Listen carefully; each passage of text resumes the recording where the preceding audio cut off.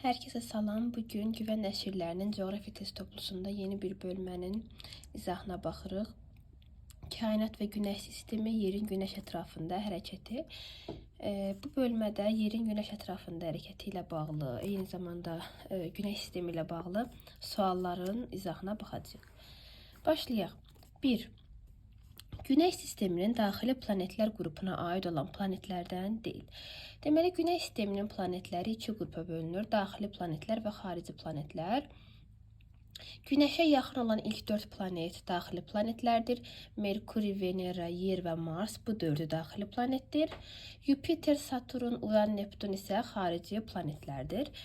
Və burada baxanda da Ay, Yupiter xarici planetlər qrupuna aiddir. Mars daxili planetdir, Yer də daxilidir, Merkuri, Venera. Bu 4 planet daxili planetlər qrupuna aiddir, Yupiter isə xarici planetlər qrupuna aiddir. İkinci sual. Xarici və daxili planetlər qrupundan Yerə ən yaxın olan planetləri müvafiq olaraq seçin. Bir xarici nə istəyir? Deməli, xariciyə biz dedik Yupiter, Saturn, Uran, Neptun. Bu dördündən yerə ən yaxını Yupiterdir. Yəni, birdə biri götürməliyik. Daxili planetlər də Merkuri, Venera, Yer və Marsdır. Bunlardan da burada Mars yoxdur, Venera var. Venera da daxili planetlərdən yerə ən yaxındır. Burada yəni 1-ə 1, 2-yə 3 gedir E variantı. Üçüncü sual. Neptun və Saturn planetlərinin orbitləri arasında yerləşir. Deməli, Neptun və Saturn arasında Uran planeti yerləşir. Günəşdən ən uzaq planet Neptun planetidir. Neptun və Saturn arasında Uran planeti yerləşir. 4. Yer tipli planetlər qrupunu müəyyən edin. Deməli, biz az əvvəl daxili planetlər qeyd etdik. Daxili planetlərin digər adı da yer tipli planetlərdir. Və bunlar da Merkuri, Venera, Yer və Marsdır. Və burada da Saturn, Neptunu çıxaq, Venera qalsın, Uran da çıxaq, Mars, Merkuri. Venera, Mars, Merkuri yer tipli planetlərdir. 3, 5, 6 B variantı. 5. Günəş sisteminin rəqəmlərə müvafiq gələn planetlərini müəyyən edin. 1. Günəşə ən yaxın planet Merkuridir. 2. Hərqələrindən də göründüyü kimi Saturndur. 3 də ən uzaq planet olan Neptundur. Deməli, Merkuri, Saturn, Neptun. Baxaq. Merkuri, Saturn, Neptun C variantı. 6. Günəş ətrafında tam dövrəni daha gec başa vuran planet. Deməli, Günəşdən ən uzaqda yerləşən planetin orbiti daha böyükdür və həmçinin Günəş ətrafında dövrəni daha gec başa vurur. Bu da Neptun ən uzaq planetdir. 7. Səthində orta temperaturun daha yüksək olduğu planetlər. Burada biz baxaq, Günəşə yaxınlığına baxaq. Yəni, daha yaxındırsa, daha çox temperatur daha yüksəkdir. Ümumiyyətlə, ən yüksək temperatur Veneradadır. Bunu yadda saxlayırıq ki, ən yüksək temperatur Veneradadır. Daha sonra da Günəşə yaxın olanları götürürük. Günəşə uzaq olanlar isə tamamilə soyuq planetlərdir. Məsələn, burada Uran var. Uran uzaqlığına görə 7-ci planetdir və səthində temperatur çox soyuqdur. Neptunda da həmçinin çox soyuqdur. Qalır Mars və Merkuri. Merkuri Günəşə ən yaxın planetdir. Ona görə də yəni normal olaraq onun temperaturu daha yüksək olacaqdır. Mars isə Yer planetindən uzaqda yerləşir. Yəni sıralasaq Merkuri, Venera, Yer, Mars gəlir. Ona görə Marsda da temperatura qədər çox olmur. Ən isti planetlər Venera və Merkuridir. 3, 4 D variantı. 8-ə baxırıq. Günəş sistemi planetlərindən öz xəyali oxu ətrafında ən sürətli və ən yavaş fırlanan planetləri müəyyən edin. Deməli, öz xəyali oxu ətrafında ən sürətlə fırlanan planet Yupiter planetidir. Yəni, vəsaitlərdə olan cədvəllərdə də bu qeyd olunub. Öz ətrafında ən sürətli fırlanan planet Yupiter planetidir. Ən zəif isə Veneradır. Daha doğrusu, yəni öz ətrafında tam dövrəni 200 gündən çox bir müddətə, deyəsən 243 günə belə bir müddətə başa vurur. Venera ən yavaş fırlanan planetdir. Burada da bizdə uyğun gəlir D variantı. Ən sürətli Yupiter, ən yavaş Veneradır. 9. 21 martda Günəş hansı enlikdə zenitdə olur? 21 martda Günəş ekvatorda zenitdə olur, 0 dərəcə enlikdə. Həm 21 martda, həm də 23 sentyabrda Günəş ekvator üzərində zenitdə olur. 22 iyunda Günəş şimal tropikində, yəni 23,5 dərəcə şimal enliyində zenitdə olur. 22 dekabrda isə cənub tropikində 23,5 cənub enliyində zenitdə olur. 10. Boşluqları müvafiq ardıcıllıqla doldurun. 21 martda tarixlər verib bizdə 4 tarix, yəni Günəşin az əvvəl dediyim zenit vəziyyətinin tarixləri verilib. Cənub yarımkürəsində fəsillər var. Şimal yarımkürəsində biz bunu müəyyən etməliyik. Belə ki, şimalda cənubun əksi olacaq. Belə yadda saxlayırıq. 21 martda, yəni biz Azərbaycan şimal yarımkürəsində yerləşir. Yəni öz ölkəmizdə olan fəsildən də biz bunu götürüb yaza bilərik. 21 martda şimal yarımkürəsində yaz fəsli olur. Günəş ekvatorda zenitdə olur. Bizdə yaz olanda cənub yarımkürəsində payız olur. 22 iyun ayında hansı fəsildir? Yay fəslidir. Şimal yarımkürəsində yay olanda cənub yarımkürəsində qış olur. 23 sentyabrda hansı fəsil girir? Payız fəsli girir. O zaman cənub yarımkürəsində yaz olur. 22 dekabrda isə qış fəsli. Şimal yarımkürəsində, cənub yarımkürəsində yaydır. Variantlara baxaq. Yaz, yay, payız, qış A variantı uyğundur. 11. Aşağıda verilənlərdən hansılar qış gün dönümü üçün xasdır? Qış gün dönümü nədir? Günəş 22 dekabrda cənub tropikində zenitdə olur. Bu 22 dekabr qış gün dönümüdür. Və bu tarixdə nələr səciyyəvidir? Cənub qütb dairəsində qütb gündüzü baş verir. Deməli, Günəş cənub tropikində zenitdə olanda, bəli, cənub qütbündə qütb gündüzü olur, şimal qütbündə isə qütb gecəsi olur. Ona görə bu doğrudur. Belə yadda saxlayaq ki, yəni qış gün dönümündə cənub yarımkürəsində yay olur, bizdə isə qış olur. Və cənubda yay olanda cənub qütb dairəsində qütb gündüzü baş verir. Günəş şimal tropikində zenitdə olur, səhvdir. Qış gün dönümündə Günəş cənub tropikində zenitdə olur. Cənub yarımkürəsində qış fəsli başlayır, səhvdir. Qış gün dönümündə cənub yarımkürəsində yay fəsli başlayır, şimal yarımkürəsində qış fəsli başlayır. Şimal yarımkürəsində qış fəsli başlayır, tamamilə doğrudur. Günəş cənub tropikində zenitdə olur, tamamilə doğrudur. 1, 4, 5 D variantı. Yay gün dönümündə hansı coğrafi enliklərdə gündüzün uzunluğu daha çox olar? Belə ki, yay gün dönümündə gündüzün uzunluğu ekvatordan şimala doğru artır. Ekvatordan cənuba doğru isə gecənin uzunluğu artır. Məsələn, yay gün dönümündə şimal coğrafi qütbündə, yəni 90 dərəcədə 24 saat gündüz olur. Şimal, yəni qütb işıqlanma qurşağında. Cənubda isə gecə olur, qütb gecələri olur. Məsələn, ekvatorda hər zaman 12 saat gecə, 12 saat gündüz olur və Günəşin zenitdə olduğu yarımkürəyə əsasən həmin yarımkürədə enliklər üzrə gündüzün uzunluğu artır və ya azalır. Məsələn, yay gün dönümündə cənubdan şimala doğru gündüzün uzunluğu artır. Ona görə biz burada da bu 5 variant arasından ən şimalda olan variantı seçməliyik ki, gündüzün uzunluğunun daha çox olsun. Və yay gün dönümü dediyinə görə. Qış gün dönümü desəydi, biz ən cənubda yerləşən enliyi götürməliydik, gündüzün uzunluğunun çox olduğu məntəq olaraq. Amma yay gün dönümü dediyinə görə, Günəş şimal yarımkürəsində zenitdə olduğuna görə, ən şimalda yerləşən enlikdə gündüzün uzunluğu daha çox olur və biz rəqəmlərə baxanda görürük ki, 56 şimal enliyi daha şimalda yerləşir. Və bu məntəqədə gündüzün uzunluğu daha çox olacaqdır. 13. 22 iyunda ən uzun gecələrin müşahidə olunduğu məntəqələr. 22 iyun yay gün dönümü. Günəş burada zenitdədir. 23,5 şimal enliyində zenitdədir. Ən uzun gecə ən cənubda yerləşən məntəqələrdədir. Ən cənubda da biz baxırıq. Baxın, şimal coğrafi, şimal qütb dairəsi. 23,5 dərəcə şimal tropikində günəş zenitdədir 23-ün tarixində.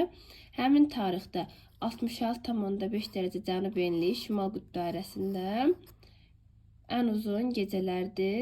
S və D, C variantı. 14. Qütb və mülayim işıqlanma qurşağını ayıran sərhəd. Qütb və mülayim işıqlanma qurşağını qütb dairələri ayırır. Gəlin bunun təsvirini verək. Daha yaxşı yadda qalsın deyə. Tam ki bu yer kürəsini biz təsvir etsək burada.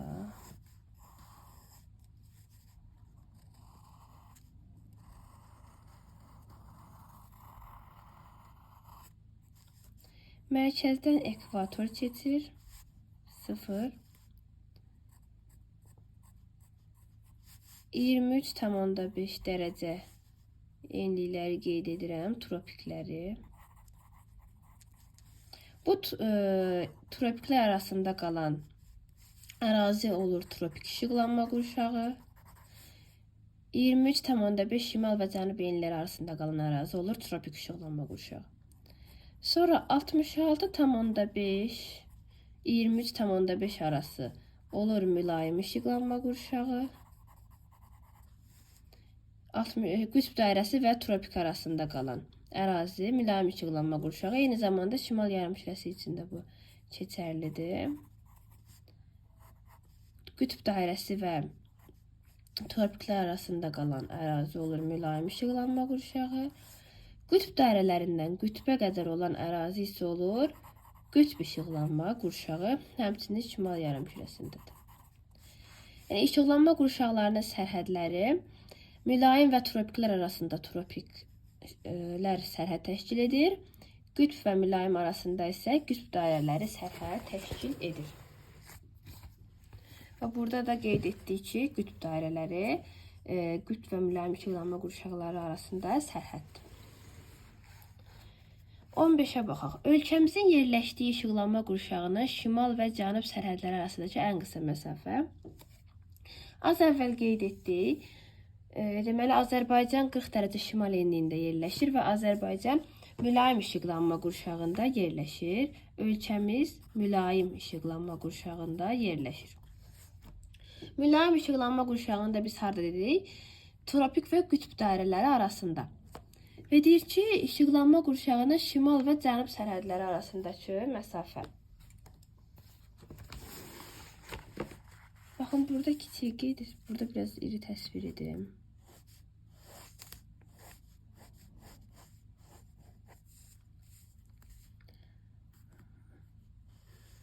0.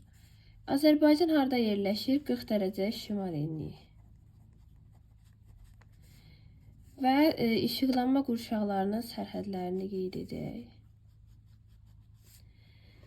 Bu mülayim işıqlanma qurşağıdır, mülayim işıqlanma qurşağıdır.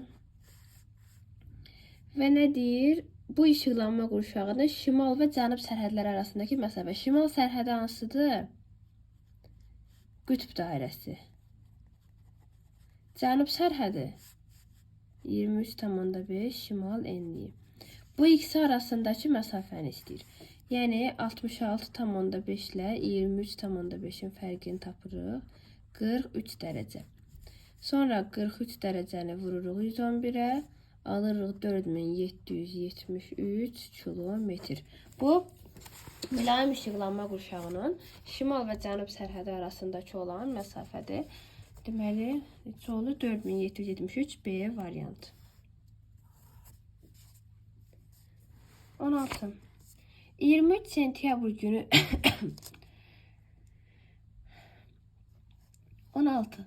23 sentyabr günü üçün səciyyəvi olan coğrafi əlamət 23 sentyabrda günəş ekvatorda zenitdədir. Payız gecə gündüz bərabərliyidir. Şimal yarımkürəsində payızdır. Cənub yarımkürəsində isə yazdır. Cənub yarımkürəsində payız fəsli başlayır. Səhvdir. Cənub yarımkürəsində yaz fəsli başlayır. Şimal qütb dairəsində qütb gecəsi olur. Bu da səhv fikirdir. Çünki şimal qütb dairəsində qütb gecəsi olur 22 iyunda. Günəş cənub tropiki üzərində zenit olur. Səhvdir. Günəş ekvatorda zenitdədir. Bu tarixdə. Şimal və cənub yay hüceyrələri bərabər işıqlanır. Tamamilə doğrudur.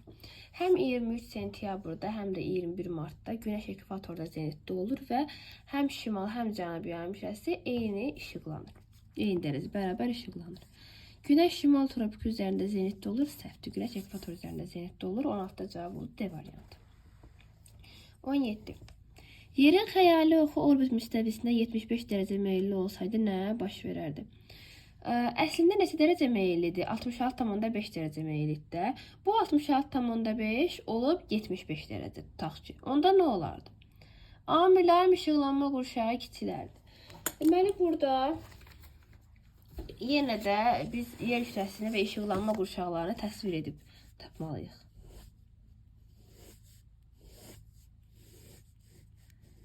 Normalda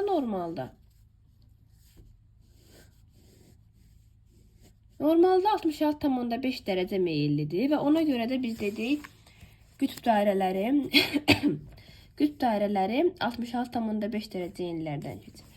75 dərəcə meyilli olsaydı qütb dairəsi keçərdi 75 dərəcədən. Yəni 0 ekvator olduğu kimi qalacaqdı. Lakin qütb dairələri keçəcəkdi 75 dərəcə enliklərdən. Bu halda tropiklər nədən keçəcəkdi? Belə ki, tropik və qütb dairəsinin cəmi 90 dərəcə olmalıdır. Yəni düz bucağı tamamlamaq üçün 90 dərəcə olmalıdır. Bu zaman 90-dan 15 çıxırıq 15. Bu deməkdir ki, tropiklər keçəcəkdi 15 dərəcədən.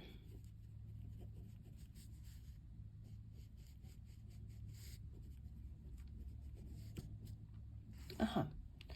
Yadda saxlayırıq. Tropik və qütb dairələrinin cəmi 90 olmalıdır. Əgər 75 dərəcə meyilli olardısa, tropiklər 15 dərəcə enliklərdən keçərdi. Və nə olardı? Əvvəl isə necə idi? Yəni normalda necədir? Biz müqayisə eləyək də bunu. Normalda 0'dır ekvator. 23,5 şimal enliyi. 66,5 şimal enliyi.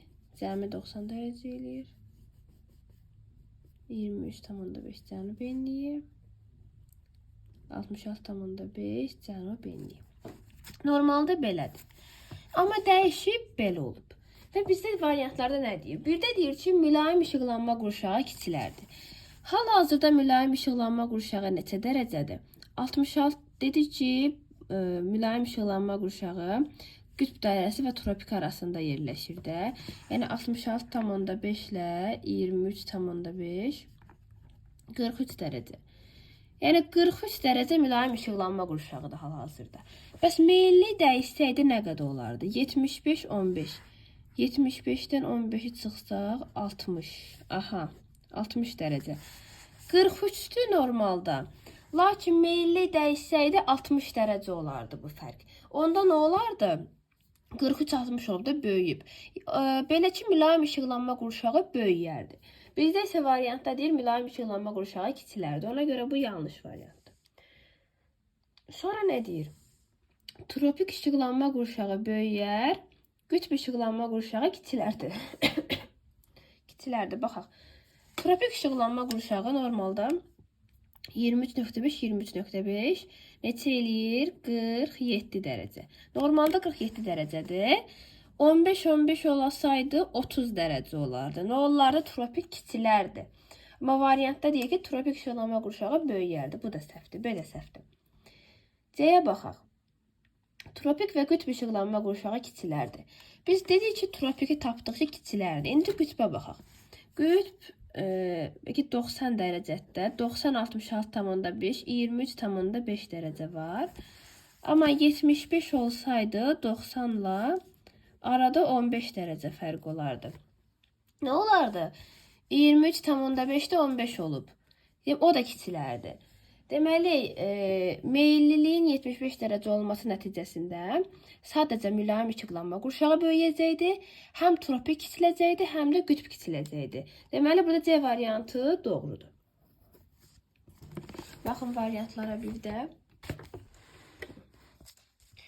Baxın 17-ci sualda C-yə qədər gəldik və biz təsvir edərək müəyyənləşdirdik ki, meyillilik 75 dərəcə olsaydı, qütb və tropik işıqlanma qurşağının sahəsi kiçilərdi, mülayimin sahəsi artardı. D variantında deyir ki, sahəsi dəyişməzdi. Bu yanlışdır. Dəyişərdi, hər biri dəyişərdi. Bütün işıqlanma qurşaqları kiçilərdi. Xeyr, mülayim böyüyərdi, tropik və qütb isə kiçilərdi. 18. Qış gün dönümündə günəş şüalarının 90 dərəcəli bucaq altında düşdüyü məntəqə ilə şimal tropiki arasında neçə dərəcə? Dərəcə fərqini istəyir. Qış gün dönümü hansı tarixdir? Yazırıq. Qış gün dönümü 22 dekabrdır. 22 dekabrda günəş harda zenitdə olur? 22 dekabrda günəş zenitdə olur 23,5 cənub enliyində. 90 dərəcə düşür. Düz bucaq altında düşür. 23,5 cənub enliyində. Qış gün dönümüdür. Bu məntəqə ilə şimal tropiki arasındakı dərəcə fərqi. Şimal tropiki hardadır? Ekvatoru qeyd eləyək. 23,5 dərəcə şimal enliyi də şimal tropikidir. Bu iki məntəqə arasındakı dərəcə fərqini istəyir. Fərqli yarımkürələrdə də toplayırıq. 23,5-in üzərinə 23,5 gələndə 47 dərəcə eləyir. Elə dərəcəni istəyir də bizdə. 47 dərəcə. Cavab 47 dərəcə B variantı. 19. Sxemasından ayın tarixini müəyyən edin. Baxırıq, yerin vəziyyətinə baxırıq. Görürük ki, cənub hissə bu şimal yarımkürəsidir, bu cənub yarımkürəsidir. Cənub yarımkürəsi günəşə tərəfdir. Cənub yarımkürəsi. Deməli, cənub yarımkürəsinə daha çox düşür. Daha sonra gündüz və gecəyə baxırıq. Şimal qütb dairəsində nədir? Gecədir. Cənub qütb dairəsində gündüzdür. Cənub qütbündə gündüzdürsə, deməli bu qış gün dönümüdür. Bu 22 dekabr tarixidir. Qış gün dönümüdür. Günəş cənub tropikində zenitdədir. Yerin vəziyyətinə də baxanda cənub yarımkürəsi günəşə daha yaxındır və şimal qütb işıqlanma qurşağı tamamilə qaranlıqdır. Deməli, burada gecədir. Günəş bura düşmür. Cənub qütb işıqlanma qurşağında isə gündüzlərdir. Deməli, günəş cənub yarımkürəsində zenitdədir. 22 dekabr C variantı. 20-ci suala baxırıq. Hansı məntəqədə gecə və gündüzün uzunluğu il ərzində bir-birinə daha yaxındır? Bilirik ki, ekvatorda il ərzində gecə və gündüz 12-12 saat olaraq bölünür və ekvator ətrafı ərazilərdə, ekvatora yaxın olan ərazilərdə gecə və gündüz arasındakı məsafədə bir-birinə yaxın olur. Uzunluqlar arasındakı məsafə. Amma ekvatordan uzaqlaşdıqca, qütblərə doğru getdikcə gecə və gündüzün uzunluqları arasındakı fərq artmağa başlayır. Ona görə də bu tipli sualda biz ekvatora ən yaxın olan məntəqəni götürməliyik. Uzunluqlar bir-birinə daha yaxındır. 4-də, 20-də D variantı. 21. Cədvəldə verilən bəzi coğrafi enliklərdəki gecə uzunluqları hansı tarixə uyğundur? Gecənin uzunluqları verilib və enliklər verilib. Ekvatorda 12 saat, hər zaman 12 saatdır. 40 şimal enliyində 14 saat 50 dəqiqə gecə, 60 şimal enliyində 18 saat 30 dəqiqə gecə, 66,5 şimal enliyində 24 saat gecə. Şimal qütb dairəsində 24 saat gecədir. Yəni gündüz ümumiyyətlə olmur, gecə olur. Bu da əlbəttə ki, hansı vaxt baş verir? Günəş cənub tropikində zenitdə olanda, şimal qütbündə biz dedik ki, şimal qütb dairəsində qütb gecələri baş verir. Və nə vaxt günəş cənub tropikində zenitdə olur? 22 dekabr tarixində. Yəni 22 dekabr bizdə qışdır. Gecələr uzanır, gündüzlər qısalır. Baxsaz da ekvatordan şimala doğru 40 şimal 60-66,5 gecənin uzunluqları artır, gündüzün uzunluqları azalır. Yəni şimal yarımkürəsində qış fəslidir. 22 dekabr. Bu sualda cavabı da 22 iyun verilib, amma bu yanlışdır. Əgər burada gündüz yazılsaydı, o zaman biz 22 iyunu götürə bilərdik. 22-ci suala. 10 şimal enliyinə günorta vaxtı günəş şüalarının minimum düşmə bucağını tapın. Bu tip məsələləri necə həll edirik? Deməli, bizdə nə istəyir? 10 dərəcə şimal enliyi. 10 şimal enliyinə. Minimum. Bilirik ki, burada 10 şimalda günəş zenitdə ola bilir də, 23,5-ə qədər zenitdə ola bilir. Maksimum 90 düşür. Minimum nə vaxt düşəcək? 0-ı seçək ekvator. Günəş cənub tropikində zenitdə olanda bura minimum düşəcək. Belə tapırıq.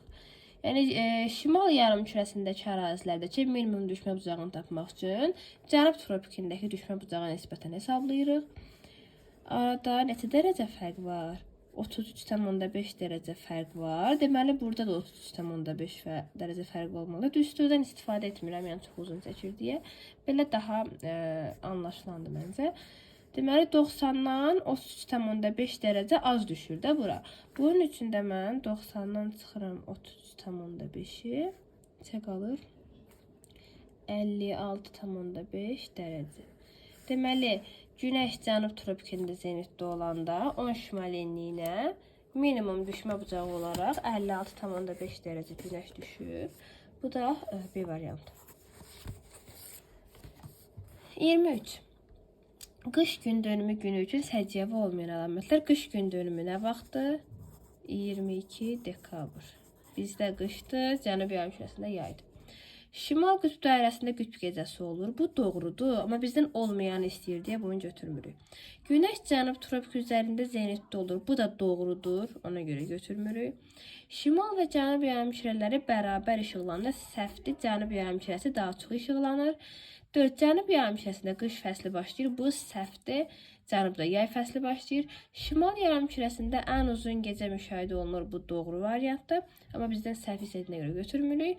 3-4 səciyyəvi olmayan variantlardır. 24. Bakı şəhərində günəşin zenitdə olmamasının əsas səbəbi. Bakı 40 dərəcə şimal enliyində yerləşir və biz bilirik ki, günəşin hara qədər zenitdə ola bilir? 23,5 şimal və cənub enlilər arasında zenitdə ola bilir. Bu da yerin meyliliyi ilə bağlıdır ki, günəş öz orbit müstəvisində 66,5 dərəcə meyillidir və bu səbəbdən də tropiklər 23,5 dərəcə enliklərdən keçir. Baxaq variantlara. Yerin relyefin təsviri. Relyefin zenitə aidiyyatı yoxdur. Qütblərdən yerin basıqlığın aidiyyatı yoxdur. Mülayim işıqlanma qurşağında yerləşməsi. Bu doğrudur. Çünki günəş sadəcə tropik işıqlanma qurşağında zenitdə olur. Yadda saxlayırıq. Günəş sadəcə tropik işıqlanma qurşağında zenitdə olur. Mülayim və qütb işıqlanma qurşağındakı ərazilərdə günəş zenitdə ola bilmir. Və bu səbəbdən də Bakı şəhəri 40 dərəcə şimal enliyi mülayim işıqlanma qurşağında yerləşdiyi üçün orada zenitdə ola bilmir. Şimal yarımkürəsində yerləşməsinin fərqi yoxdur. Yəni şimal yarımkürəsində 23,5 şimal enliyinə qədər günəş zenitdə ola bilir. Yerin geoloji quruluşdan təsirinə heç bir aidiyyatı yoxdur. 25. 21 martda günorta vaxtı günəş şüalarının 60 dərəcə bucaq altında düşdüyü şimal və cənub yarımkürələrindəki məntəqələr arasındakı ən qısa məsafəni hesablayın. 21 martda günəş hara 60 bucaq altında düşür? Ya da baxaq ki, 21 martda günəş harda zenitdə olur? 21 martda ekvatorda zenitdə olur. 21 mart, 23 sentyabr ekvatora 90 dərəcə düşür. Və bizim iki məntəqəmiz var ki, biri şimal yarımkürəsində yerləşir, biri cənub yarımkürəsində yerləşir bu enliklərin. Və bizə deyir ki, bu tarixdə 60 dərəcəli bucaq altında düşür buralara. Bu iki məntəqəyə. Və tapaq ki, bu hansı məntəqələrdir bilmirik.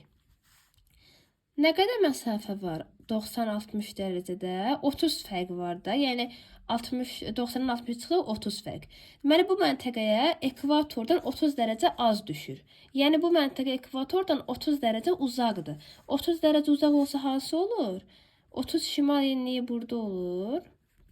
Yəni cənubda da 30 dərəcə uzaqdırsa, 30 cənub enliyi olur. Və bunlar arasındakı məsafə nə qədərdir? 30 şimal, 30 cənub. Fərqli yarımkürə. 60 dərəcə fərq var. Dərəcəni tapdıq, məsafəni istəyir. 60 dərəcəni vururuq 111-ə, alırıq 6660 kilometr. Deməli, bu iki məntəqə arasında 6660 kilometr məsafə var. Bu da uyğun gəlir B variantına. 26. Hansı məntəqələrdə fəsillərin dəyişməsi daha aydın müşahidə olunur? Mülayim işıqlanma qurşağında yerləşən ərazilərdə fəsillərin dəyişməsi daha aydın müşahidə olunur. Tropik və qütbdə o qədər də müşahidə olunmur, fəsillər aydın müşahidə olunmur. Yəni aydın müşahidə olunan deyəndə mülayim işıqlanma qurşağını seçirik. Enliklərə baxaq. 13 şimal enliyi tropikdədir. 39 cənub enliyi mülayimdədir. 51 şimal mülayimdədir. 71 şimal qütbdədir. 85 cənub qütbdür. 47 şimal enliyi də mülayimdədir. 2, 3, 6 olur bizim doğru cavablarımız. 27. Cənub yarımkürəsində olan müşahidəçi 22 dekabrda günəşi özündən cənubda görürsə, o verilən coğrafi koordinatların hansında ola bilər? 22 dekabrda günəş harda zenitdə idi? Cənub tropikində zenitdə idi. Yəni 23,5 cənub enliyində zenitdədir. Cənub enlinə 90 dərəcə düşür. Yəni günəş buradadırsa, günəş buradan düşür də məntəqələrə. Buradan düşür. Və bir dənə müşahidəsi var. Bu günəşi özündən cənubda görür. Deməli 23 cənub enlindən şimaldadır ki, Günəş ondan cənubda yerləşir. Və bizə deyir ki, hansı məntəqələrdə ola bilər? Biz burada 23,5-dən şimalda yerləşən məntəqələri tapmalıyıq. 23,5-dən şimalda yerləşən baxırıq. 55 cənub enliyi 23,5 cənub enliyindən cənubda yerləşir. Ona görə olmaz. 15 cənub enliyi tropikdən şimaldadır. 20 cənub enliyi də 23,5 cənub enliyindən şimaldadır deyə götürürük. 25 cənub enliyi cənubdadır götürə bilmirik. 5 cənub enliyi 25 cənub enliyindən şimalda olduğuna görə götürə bilirik. Yəni burada paralellərin yerləşdiyi yer kürəsindəki yerləşdikləri əraziləri biz təsəvvürümüzə gətirərək ekvatordan qütblərə doğru onları təsəvvürümüzə gətirərək tapa bilərik ki, hansı enlik hansından şimalda və ya cənubda yerləşir. 40 cənub enliyi də 23,5-dən cənubda yerləşirdiyi olmaz. Burada olacaq 2, 3, 5 A variantı. 28. 22 iyun tarixi üçün səciyyəvidir. 23 iyun yay gün dönümüdür. Günəş şimal tropikində zenitdədir. Cənub yarımkürəsində yaydır. Xeyr, şimalda yaydır, cənubda qışdır. Günəş ekvator üzərində zenitdə olur. Səhvdir. Günəş şimal tropikində zenitdədir. Şimal yarımkürəsində ən uzun gündüz olur. Tamamilə doğrudur. Günəş şimal tropikində zenitdə olanda 22 iyun tarixində şimal yarımkürəsində ən uzun gündüz, ən qısa gecə müşahidə olunur. Şimal və cənub yarımkürələri bərabər işıqlanır. Səhvdir. Şimal yarımkürəsi daha çox işıqlanır. Cənub yarımkürəsində ən qısa gecə olur. Səhvdir. Dedim ki, şimal yarımkürəsində ən uzun gündüz, ən qısa gecə olur. Cənub yarımkürəsində isə ən uzun gecə, ən qısa gündüz olur. Deməli burada cavab C variantıdır. 29-cu sual. Tropik işıqlanma qurşağı üçün səciyyəvidir. Tropik işıqlanma qurşağı biz dedik ki, 23,5 şimal enliyi ilə 23,5 cənub enliyi arasında qalan əraziləri əhatə edir. Bax, gecə və gündüzün adi növbələşməsi pozulur. Xeyr, burada pozulmur. Tropikdə pozulmur, qütbdə pozulur. Tropik xətləri ilə qütb dairələrinin arasını əhatə edir. Xeyr, tropik xətlərini əhatə edir. Tropik xətlərlə qütb dairələri arasında mülayim işıqlanma qurşağı yerləşir. Kölgə həmişə şimal istiqamətini göstərir. Xeyr, kölgə bəzən cənub istiqamətini göstərə bilir. Məsələn, müşahidəçi dayanıb 10 dərəcə cənub enliyində. Deməli, günəş isə düşür 5 dərəcə cənub enliyində. Günəş 5 cənub enliyində zenitdədir. Müşahidəçi dayanıb 10 cənub enliyində. Günəş şimaldan düşür. O zaman kölgə cənubu olur da. O zaman yəni bu hallar mümkündür. Həmişə şimalı göstərmir. Həm şimalı, həm cənubu göstərə bilir. Bütün məntəqələrdə il ərzində 2 dəfə zenitdə olur. Bəli, bu doğru cavabdır. Tropiklər arasında il ərzində 2 dəfə zenitdə olur. Yəni bir dəfə tutaq ki, zenitdə oldu 5 şimal enliyində 23,5-ə qədər gedir. Sonra təzədən geri qaydanda cənuba doğru gələndə yenə həmin enlikdə zenitdə olur. Tropik işıqlanma qurşağında 2 dəfə günəş zenitdə olur. Sadəcə tropiklər üzərində 23,5-lər üzərində bir dəfə zenitdə olur. Bütün materikləri əhatə edir. Xeyr, əhatə edir bu. Şimali Amerikada var, Cənubi Amerika, Avrasiya, Afrika, Avstraliya var. Deməli, Antarktida yoxdur. Tropik işıqlanma qurşağı Antarktida yoxdur. 30. Yay gün dönümündə 45 cənub enliyinə günorta vaxtı günəş şüalarının düşmə bucağına tapın. Yay gün dönümü nə vaxtı? 22 iyun. Bu tarixdə günəş harda zenitdə olur? 23,5 şimal enliyində. 23,5 şimal enliyinə günəş düşür 90 dərəcə. Bizdən istəyir 45 cənub enliyi. Cənubda yerləşir əlbəttə ki. 45 cənub enliyi.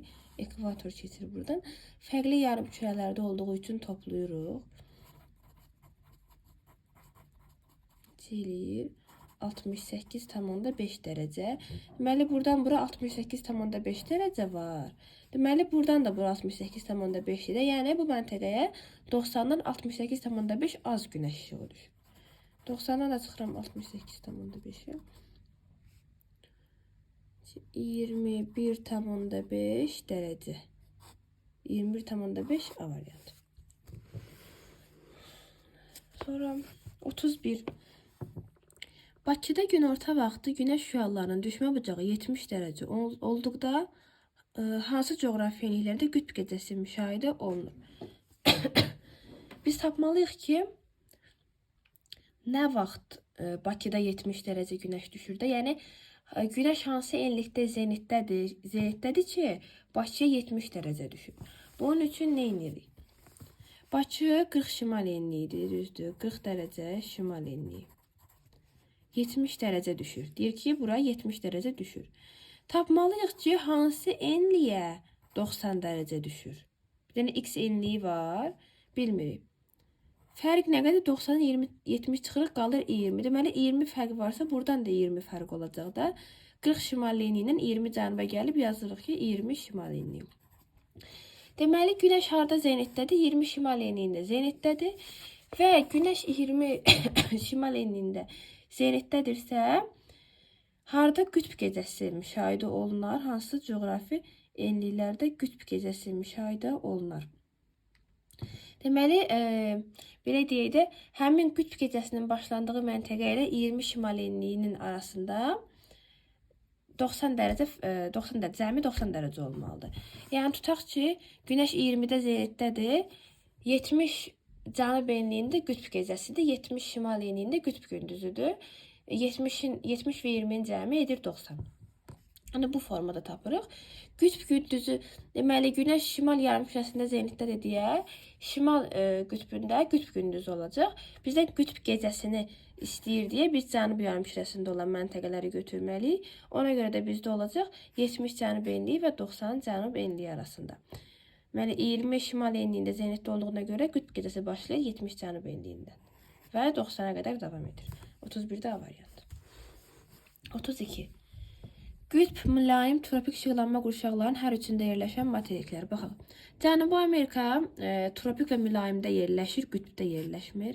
Şimali Amerika tropik, mülayim, qütb hər üç işıqlanma qurşağı düşür bura. Xəritədə baxsaz görərsiniz. Avrasiyada həmçinin həm tropik, həm mülayim, həm qütb. Doğrudur. Avrasiya, Afrika. Afrikada tropik mülayim işıqlanmadır. Şimali Amerika, Avstraliyada tropik mülayim işıqlanmadır. Antarktikada qütbdür. Tropik yoxdur, mülayim də yoxdur. Yəni, çox cüzi olaraq bəlkə o yarımadaya düşə bilər, Antarktida yarımadasına, amma yəni yoxdur ki, ümumilikdə qütb işıqlanma qurşağıdır. Cənubi Amerikada dedik ki, tropik və mülayimdir, qütb yoxdur. 32-də B variantı. 33. 33. Günəş 10 dərəcə cənub enliyində zenitdə olduqda 70 bucaq altında hansı enliklərə düşər? Aha, deməli günəş deyir 10 cənub enliyində zenitdədir. Yəni 10 cənub enliyinə 90 dərəcə düşür. Deyir ki, hansı enliklərə nə qədər 70 bucaq altında düşər? Yəni ondan şimal və cənub. 70-in düşdüyü iki məntəqə var. X, biz bilmirik hansı məntəqələr. 90-a 20 fərq var. 10 cənubdan 20 cənuba gəlsəm, gəlirəm 30 cənub enliyi. Deməli, bir tapdım 30 cənub enliyinə 70 düşər. Sonra şimala baxıram. 90 və 70 arasında 20 dərəcə var. 10 cənub enliyindən 20 dərəcə şimala getsəm. Buradan 10 getsəm ekvatora çataram. Ekvatordan da 10 getsəm 10 dərəcə şimal enliyinə çataram. Deməli 10 şimala da 70 düşür, 30 cənuba da 70 düşür. Baxaq. 10 şimal, 30 cənub E variantı. 34-cü sual. Sxemdə yerin hansı tarixdə işıqlanması göstərilib? Baxaq. Və görürük ki, hansı tərəf günəşə tərəfdir? Şimal yarımkürəsi günəşə tərəfdir, doğrudur. Şimal yarımkürəsi daha çox işıqlanıb. Şimal qütbündə gündüzdür, cənub qütbündə gecədir. Deməli bu yay gün dönümüdür. Bizdə yaydır, şimal yarımkürəsi çox işıqlanıb. Bizdə yay haçan başlayır? 22 iyunda başlayır. Yay gün dönümündə şimal qütbündə də gündüzləri başlayır. 35. Qış gün dönümü günündə hansı məntəqədə gecənin müddəti daha az olar? Qış gün dönümü 22 dekabr. Deməli, cənub yarımkürəsində günəş zenitdədir.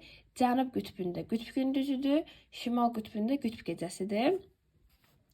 Burada ekvatordan, ən cənubda yerləşən ərazidə gecənin müddəti daha az olar. Çünki bu tərəflərdə qütb gündüzüdür. Ümumiyyətlə, günəş batmır. Ona görə bu qütbə yaxın olan ərazidə gecə daha qısa olacaq, gündüz uzun olacaq. 2 uyğun gəlir 35-də. 36-ya baxaq. Günəş şüaları günorta vaxtı şimal qütb dairəsinə 18,5 bucaq altında düşərsə, Bakıya hansı bucaq altında düşər? Aha. Şimal qütb dairəsi hansı enlikdir? 66,5 dərəcə şimal enliyi. Və deyir, bu enliyə 18,5 düşür. Bizdə deyir ki, Bakıya nə qədər düşər? Bakı haradadır? 40 şimaldadır. Bilmirik nə qədər düşər. Aradakı fərqi tapaq. 66,5 ilə 40 arasında 26,5 dərəcə fərq var. Deməli, Bakıya qütb dairəsindən 26,5 dərəcə çox düşəcək. Yəni, mən 18,5-in üzərinə bu 26,5-i gəlməliyəm. 18,5 üzərinə 26,5-i gəlirəm. 45 dərəcə. Tapdım ki, həmin vaxt Bakıya 45 dərəcə günəş şüaları düşür. E variantı. 37. Günəş 15 cənub enliyində zenitdə olduqda hansı enlikdir? 40 şimal enliyində yerləşən Ankara şəhərinə günəş şüaları neçə dərəcə bucaq altında düşür? Deməli, günəş 10 dərəcə cənub enliyində zenitdədir.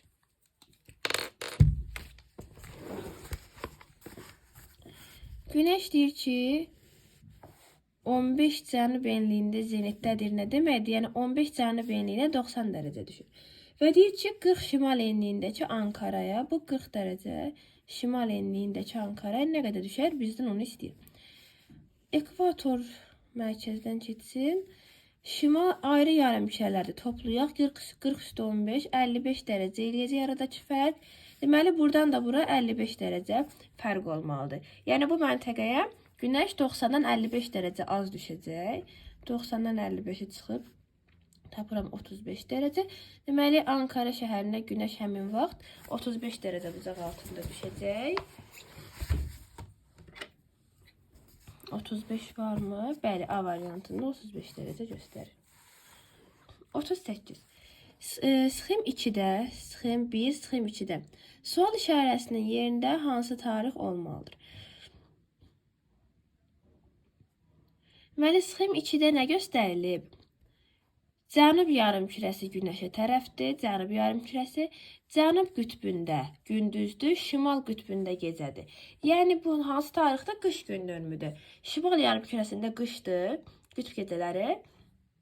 Cənub yarımkürəsində yaydır, qütb gündüzləri. Bu da uyğun gəlir 22 dekabr tarixinə. 39-cu suala baxırıq.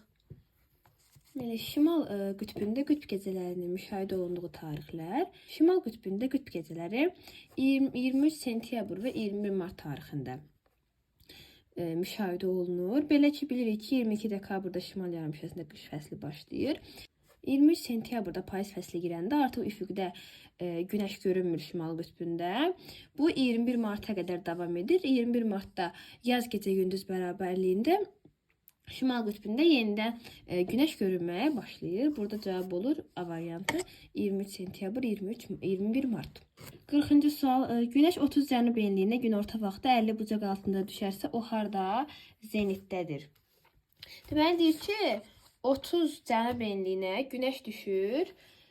Deməli 50 dərəcə bucaqla. 50 bucaqla düşür və bizə deyir ki, bəs harda zenitdədir? Bu vəziyyətdə günəş harda zenitdə olacaq? Gəlin baxaq. Yəni 30 cənub enliyini biz burada göstərək. 30 dərəcə cənub enliyində 50 bucaq altında düşür. Harda zenitdə olan o deməkdir ki, zenit vəziyyəti nədir? 90 dərəcə. Yəni deyir, harda 90 dərəcə bucaq altında düşər? Hansı enlidə 90 dərəcə bucaq altında düşür? Biz əlbəttə ki, fərqi tapmalıyıq. 90 ilə 50-nin fərqi 40 dərəcədir. Deməli bu 30 cənub enliyindən 40 dərəcə şimalda yerləşən məntəqədə, yəni 30 cənub enliyindən cənubda ümumiyyətlə günəş zenitdə ola bilməz ki, biz bunu bilirik. Deməli, buradan da 40 dərəcə olmalı. 30 cənub enliyindən 40 şimala gedək. Ekvatoru keçirik. 30 dərəcə buradan geçsək, 10 dərəcədə şimala gedəcək ekvatordan gəlib çatırıq 10 şimal enliyinə. Deməli, günəşin zenitdə olduğu məntəqə haradır? 10 şimal enliyidir. Baxaq. A variantı. 41-ə baxırıq. 48 cənub enliyinə günorta vaxtı günəş şüalarına maksimum və minimum düşmə bucaqlarını tapın. Burada maksimum minimumda biz 23,5'lərdən istifadə edəcəyik. Yəni yay gün dönümü və qış gün dönümündə. Əvvəlcə 48 cənub enliyini biz burada göstərək. 48 cənub enliyinə maksimum və minimum. Maksimum nə vaxt düşər? Cənub yarımkürəsində yerləşən məntəqəyə maksimum qış gün dönümündə düşər. Yəni 23,5 cənub enliyində 90 dərəcə olanda 48 cənub enliyinə maksimum düşəcək. Aradakı fərq 48-dən 23,5 çıxırıq. Qalır 24,5 qalır. Deməli 90-dan 24,5-i çıxmalıyıq ki, həmin vaxt 48 cənub enliyinə günəşin düşmə bucağını tapaq. Bu da edəcək. Doğrudur mu? 65,5. Deməli 48 cənub enliyinə maksimum düşür 65,5 dərəcə. Sonra minimumu tapaq. Bu da yay gün dönümünə təsadüf eləyəcək. Yəni 23,5 şimal enliyində günəş zenitdə olsa, fərqli yarım kürədə olduğuna görə cəmini tapacağıq artıq burada. 48 üstə gəlir 23,5. Bu derece 71,5 dərəcə fərq olacaq. Deməli, buradan da 90-dan 71,5 dərəcə az düşəcək. Bu da eləyəcək neçə? 8,5 dərəcə. Minimumda olacaq 8,5 dərəcə. Cavablara baxaq. Deməli, dedik 65,5 18,5 E variantı. 42. 19 şimal enliyində yerləşən Mexiko şəhərinə günəş şüalarının günorta vaxtı minimum və maksimum düşmə bucaqlarını müvafiq olaraq hesablayın. 42. 19 şimal enliyində yerləşən Mexiko şəhərinə günəş şüalarının günorta vaxtı maksimum və minimum düşmə bucaqlarını hesablayın. Yenə də biz burada yay və qış gün dönümündən istifadə edəcəyik. Mexiko şəhəri 19 şimal enliyində yerləşir. Deməli, burada maksimumda belə bir şey var ki, 19 şimal enliyi hansı işıqlanma qurşağıdır? Tropik işıqlanma qurşağıdır. Yəni bu yerləşir, ta ki bu ekvatordur, bu cənub tropiki olsun. Bu olsun şimal tropiki. Günəş bu ərazidə zenitdə olur il ərzində. Deməli 19 şimal enliyində də zenitdə olur. Və deməli 19 şimal enliyindən maksimum nə qədər düşür? 90 dərəcə onsuz da düşür. Çünki 19 şimal enliyində onsuz da günəş zenitdə olur. Maksimum 90 olur. Minimum isə haçan olur? Əlbəttə ki, qış gün dönümündə olur. İndi biz minimumu bu fərqi əslən tapırıq ki, fərqli yarımkürədir. 19-un üzərinə 23,5 gəlirik. Aldırıq 42,5. Deməli 42,5 dərəcə fərq var. Deməli buradan da 42,5 dərəcə aşağı düşməliyik. Daha doğrusu 90 buradadır. Bu maksimumu tapdıq, maksimum. İndi minimumda 23,5 90 dərəcə zenitdə olanda 90-dan bu fərqi çıxırıq. 47,5 dərəcə. Deməli, Günəş 23,5 cənub elində zenitdə olanda bura minimum olaraq 47,5 dərəcə Günəş şüası düşür. Və cavablara baxaq. 90, 47,5, 42-də doğru cavab D variantı. 43. Günəş 10 cənub enliyində zenitdə olanda 66 şimal enliyində Günəş hansı bucaq altında düşər? Deməli deyir ki, Günəş 10 cənub enliyində zenitdədir. 10 cənub enliyinə 90 düşür. Bu zaman 66,5 şimal enliyinə nə qədər düşər? 66,5 şimal enliyi şimal yarımkürəsində yerləşir də. Biri şimalda, biri cənubda olduğuna görə toplayırıq, alırıq 76,5 dərəcə. Deməli bu məntəqəyə 90-dan 76,5 dərəcə az Günəş düşəcək. Bu deyilir 3, 13, 13,5 dərəcə D variantı. Qütb dairələrində Günəş şüalarının maksimum və minimum düşmə bucağını tapın. Qütb dairələri, şimal və cənub qütb dairəsi. Minimum burada 0 düşür. Hesablayanda indi görəcəksiniz. Yəni minimumda 0-dadır, görünməyəcək Günəş. Maksimumu hesablayaq. Birinci. Qütbdə. Qütb dairələri. Yəni bir qütb dairəsi üzərindən hesablasaq, ikincisi də eyni olacaq. Ona görə mən şimal qütb dairəsini də hesablayıram. Şimal enliyi. Bura maksimum düşəcək Günəş 23,5 şimal enliyində zenitdə olanda. Araya 90 olacaq burada. Aradakı fərq olacaq 43 dərəcə. Buradan da 43 dərəcə şimala getsəm alacağım 47 dərəcə. Deməli maksimum düşdü 47 dərəcə. İndi minimumu hesablayaq. Minimum isə 23,5 cənub enliyində Günəş zenitdə olanda olacaq. 66,5 üzərinə gəlim 23,5 90 dərəcə eləyəcək. 90-dan da 90 çıxanda 0 qalacaq. Deməli bura minimumda 0 düşəcək. Qütb dairələrində minimum düşmə bucağı 0-dır. Maksimum isə tapdıq. Neçə oldu? 47 dərəcədir. D variantı. 45. Yerin xəyali oxu orbit müstəvisinə 60 dərəcə meyilli olarsa, coğrafi qütblərdə Günəş şüalarının maksimum düşmə bucağı nə qədər olar? Deməli, hal-hazırda biz bilirik ki, yer öz orbit müstəvisində 66,5 dərəcə meyillidir. Amma bu məsələdə deyir ki, bu meyillilik 66,5 yox, 60 dərəcə olsaydı. Və onu yadda saxlayaq ki, əgər meyillilik 60 dərəcə olsaydı, deməli, tropik keçərdi 30 dərəcədən. 30 dərəcə şimal enliyindən tropik keçərdi. Bu zaman coğrafi qütb dairəsi 60 dərəcə şimal enliyi olardı. Qütb və tropikin cəmi 90 dərəcə olmalıdır ona görə. Və bizə də deyir ki, 90 dərəcə şimal enliyində Günəşin düşmə bucağı maksimum. Və 30 dərəcə şimal enliyinə 90 dərəcə düşəndə 90 dərəcəyə nə qədər düşəcək? Bunun üçün 90 və 30-un fərqini tapıram. 60 dərəcə, 90 dərəcə şimal enliyi bu nöqtədir. Bu da 30 şimal enliyi. Aradakı fərqi tapdım, aldım 60 dərəcə fərq var. Deməli 90 şimal enliyinə zenitdən 60 dərəcə az düşəcək. Yəni 90 zenitdir. 90-dan yenidən 60-a çıxıram. Alıram 30 dərəcədir. Buradan da bura 60 dərəcə olacaq axı. Ona görə bura deməli 30 dərəcə Günəş şüası düşəcək. O da B variantına uyğun gəlir. 46. Hansı məntəqələrdə fəsillər aydın müşahidə edilir? Fəsillər mülayim işıqlanma qurşağında aydın müşahidə olunur. 5 şimal enliyi tropikdə ekvatora yaxında burada fəsillər olmur. 72 cənub enliyi qütb işıqlanma qurşağına aiddir ona görə yenə fəsillər müşahidə oluna bilməz. 15 cənub enliyi tropiklərdədir, olmaz. 39 şimal enliyi mülayim işıqlanma qurşağıdır, 48 cənub enliyi mülayim işıqlanma qurşağıdır. Ona görə də mülayim işıqlanma qurşaqlarında fəsillər aydın müşahidə olunacaqdır. 7. Günəş 20 şimal enliyində zenitdə olduqda 80 Günəş 20 şimal enliyində zenitdə olduqda 80 bucaq altında hansı enliklərə düşər?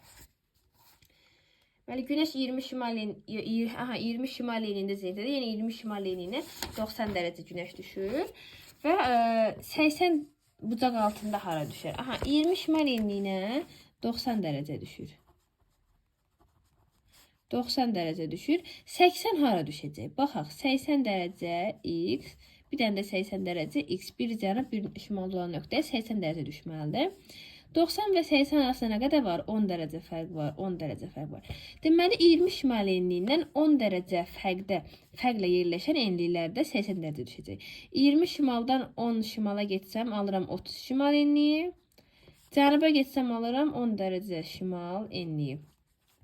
30 və 10 dərəcəyə bu halda 80 dərəcə bucaq altında düşəcək. Baxaq. 30 şimal və 10 şimal C variantı. 48.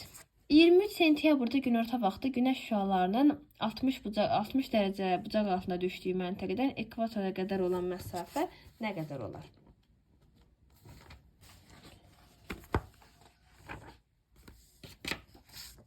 Deməli, bunu necə tapıram? 23 sentyabr deyir. 23 sentyabrda Günəş ekvatorda zenitdədir. 90 dərəcə düşür. Və Günəş şüalarının 60 dərəcə bucaq altında düşdüyü məntəqə. 60 dərəcə oldu ki, yəni bir dənə enlik var, fərqi yoxdur şimal və cənub. Bura 60 dərəcə düşür. Nə qədər fərqi var? 30 fərqi var da. Deməli, ekvatordan 30 dərəcə fərq olan məntəqə. Deməli, bu məntəqə 30 şimal enliyinə 60 dərəcə. Məntəqəni tapdım 30 şimal enliyi. 30-dan ekvatora qədər olan məsafəni istəyir metrlə. Dərəcə fərqi bilirik ki, 30 dərəcədir. 30 dərəcəni də kilometrə çevirmək üçün 111-ə vururuq. Alırıq 3330 kilometr. Deməli, burada cavab olacaq 3330 kilometr. Deməli, C variantı. 49. Yay gün dönümündə günorta vaxtı 45 cənub enliyinə Günəş şüalarının düşmə bucağını tapın. 45 cənub enliyinə. Yay gün dönümündə Günəş harda zenitdə olur? 23,5 şimal enliyində, düzdür. 23,5 dərəcə şimal enliyinə 90 dərəcə düşür. Və 45 cənub enliyinə nə qədər düşər? Onu istəyir bizdən. 45 cənub enliyi. Burada nə qədər düşər bilmirik. Ekvator keçir mərkəzdən fərqli yarımkürədə olduğuna görə toplayıram. 68,5 dərəcə fərq var. Deməli, 90-dan da 68,5 çıxmalıyam ki, bu məntəqədə olan Günəşin düşmə bucağını tapım. Bu da eləyəcək 21,5 dərəcə. Deməli, bu məntəqəyə 21,5 dərəcə Günəş şüaları düşür. Uyğun gəlir A variantına. Günəş 5 cənub enliyində zenitdə olarsa Bakıya nə qədər düşəcək? Belə ki, 5 cənub enliyində 90 dərəcə düşür, zenitdədir. Bakı harda yerləşir? 40 şimal enliyində. Bu nə qədərdir bilmirəm. Arada nə qədər var? Fərqli yarımkürədə olduğuna görə toplayıram. 40 üstə 5, 45 dərəcə fərq var. Deməli, buradan da 45 dərəcə azaltmalıyam. Yəni 90-dan da 45 çıxmalıyam. Alıram 45 dərəcə. Bu həmin tarixdə Bakıya düşmə bucağıdır. 45 dərəcə bucaq altında düşür. 51. Xəritə sxemdə verilmiş məntəqələrdən hansında gecə və gündüzün uzunluğu il ərzində daha az dəyişir? Gecə və gündüzün uzunluğu ekvator ətrafı ərazilərdə az dəyişir. Ekvatordan uzaqlaşdıqca qütbə doğru isə aradakı fərq artır. Ekvatorda il boyu 12-12 saatdır gecə və gündüz. Və biz az dəyişir dediyinə görə ekvatora yaxın əraziləri götürməliyik. Məsələn, 3 olar. 2 olmaz qütbdür. Bizə bir dənə istəyir. Bir dənə istəyirsə 3. Ekvator ətrafı ərazi 3-də az dəyişir. 52. Yaz gecə gündüz bərabərliyi günündə, yəni 21 martda günorta vaxtı Günəş şüalarının 50 dərəcə bucaq altında düşdüyü şimal və cənub enlikləri arasındakı məsafə 20 santimetrdir. Nə istəyir bizdən? Xəritənin miqyasını istəyir. Deməli, 21 martda Günəş harda zenitdədir? Ekvatorda zenitdədir. 90 dərəcə bucaq altında düşür. Və günəşin 50 dərəcə 50 bucaq altında düşdüyü şimal və cənub enlikləri, bir dənə şimal enliyində 50 düşür, bir dənə də cənub enliyində 50 düşür. Bu hansı enliklərdir? 90 və 50 arasında 40 dərəcə fərqi varsa, deməli 0-dan 40 fərqlə olan enliklər. 40 şimal enliyi, burada da həmçinin 40 dərəcə olduğuna görə 40 cənub enliyi. Enlikləri tapdım. Tapdım və deyir ki, bu enliklər arasındakı məsafə, bu iki enlik arasındakı məsafə 80 dərəcə var da, 40 şimal, 40 cənub, 80 dərəcə var. 20 santimetrdə miqyas istəyir. Həqiqi məsafəni tapaq. Bu 80-i vuram 111-ə. 8880 kilometr fərq var. Və xəritədə də bu həqiqi məsafədir. Xəritədəki məsafə də 20 santimetrdir. Miqyas istəyir. Miqyasın düsturu nə idi? Həqiqi məsafə böl xəritədəki məsafə. Yəni 8880-i bölürəm 20-yə. Buradan da 444 kilometr alıram. Yəni 1 santimetrdə 444 kilometr. Bunu da ədədi miqyasa çevirsəm olacaq 1 bölünsün 5 0 əlavə edirəm. Bu oldu bizim miqyasımız. 44 milyon 400 min. Bu da uyğun gəlir A variantı. 53.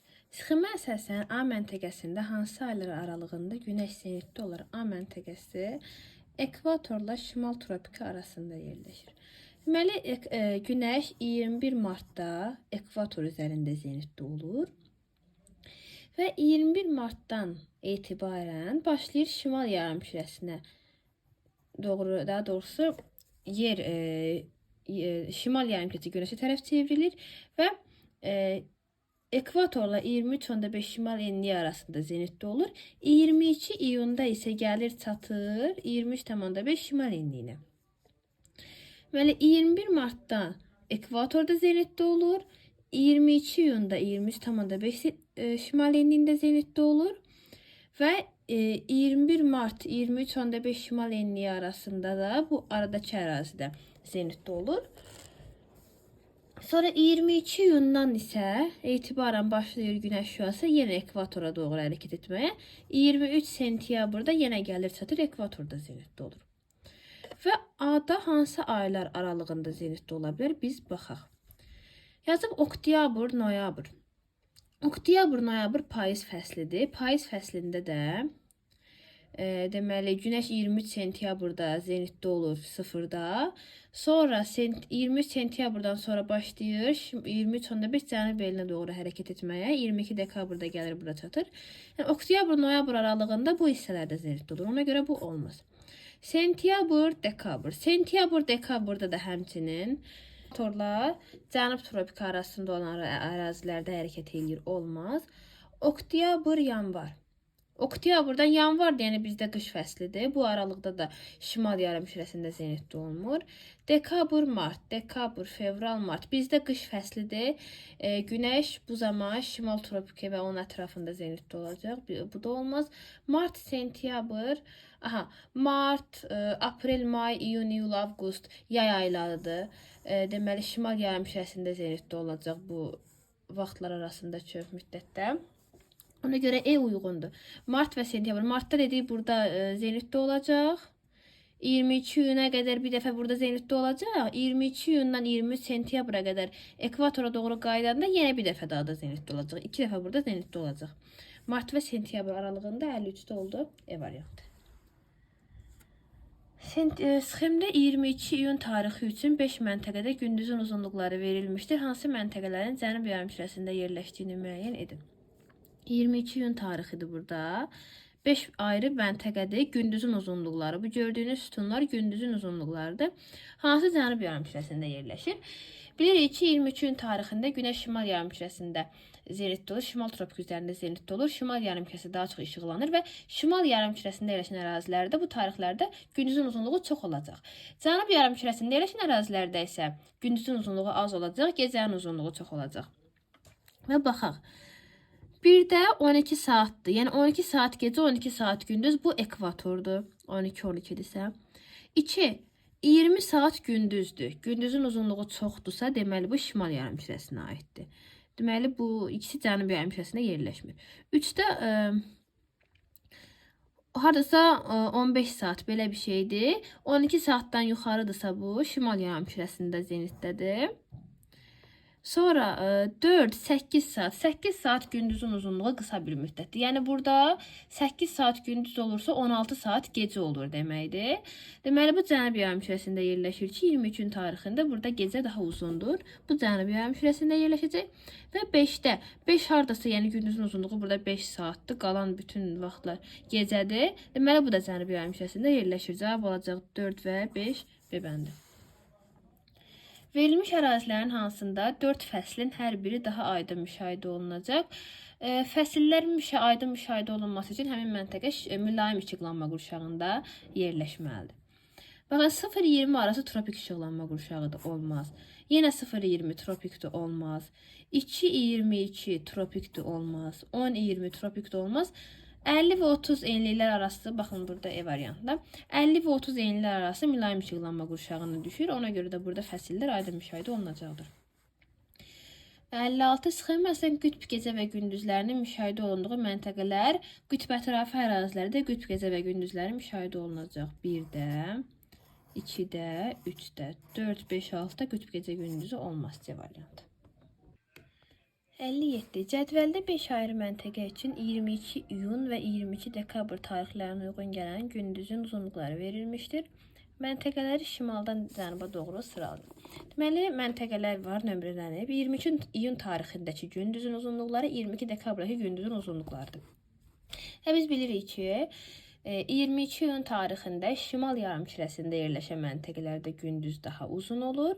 Cənub yarımkürəsində yerləşən məntəqələrdə isə gündüz daha qısa olur. Yəni məntəqə nə qədər şimalda yerləşirsə 22 iyun tarixində, deməli orada gündüzün uzunluğu daha çox olacaq. 22 dekabrda isə əksinə, nə qədər cənubda yerləşirsə o qədər uzun olacaq. Məsələn, birinci məntəqədə 15 saat gündüz 22 iyunda olur. 9 saat gündüz 22 dekabrda olur. Deməli burada 22 iyunda gündüzün uzunluğu çoxdur. Deməli bu şimal yarımkürəsində yerləşir birinci məntəqə. İkinci məntəqədə isə 22 iyunda cəmi 7 saat gündüz olur. 22 dekabrda 17 saat gündüz olur. 22 dekabrda gündüzün uzunluğu çoxdur. Deməli bu isə cənub yarımkürəsində yerləşir.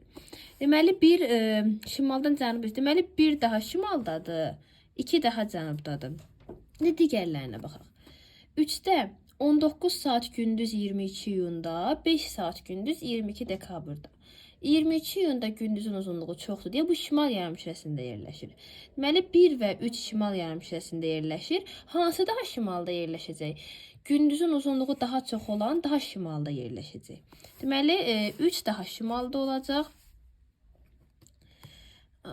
19 saat gündüz daha şimalda, daha sonra gələcək 15 saat gündüz olan məntəqə. Sonra 11 saat gündüz 22 iyunda, 13 saat gündüz 22 dekabrda, bu yaxındır bir-birlərinə. Bu məntəqə hardasa ekvatora yaxın olan ərazidədir.